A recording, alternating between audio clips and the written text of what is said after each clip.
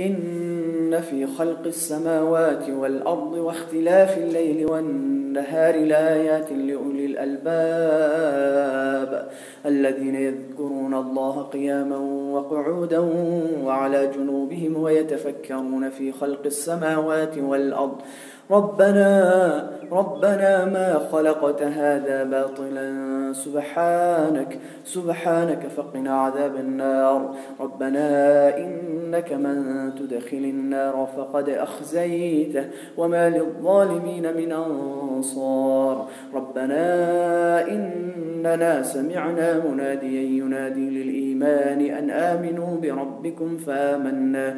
ربنا فاغفر لنا ذنوبنا وكفر عنا سيئاتنا وتوفنا مع الأبرار.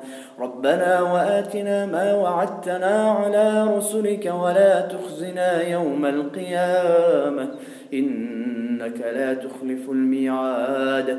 فاستجاب لهم ربهم أني لا أضيع عمل عامل منكم من ذكر أو أنثى بعضكم من بعض. فالذين هاجروا وأخرجوا من ديارهم وأوذوا في سبيلي وقاتلوا وقتلوا لأكفرن عنهم سيئاتهم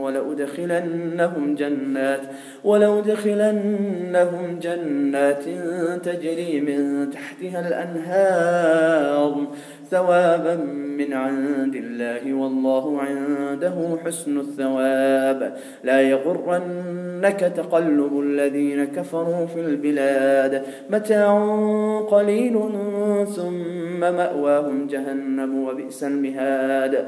لكن الذين اتقوا ربهم لهم جنات تجري من تحتها الأنهار خالدين فيها نزلا من عند الله وما عند الله خير للأبرار. وإن من أهل الكتاب لمن يؤمن بالله وما أنزل إليكم وما أنزل إليهم خاشعين لله لا يشترون بآيات الله ثمنا قليلا أولئك لهم أجرهم عند ربهم إن الله سريع الحساب. يا أيها الذين آمنوا اصبروا وصابروا ورابطوا واتقوا الله لعلكم تفلحون.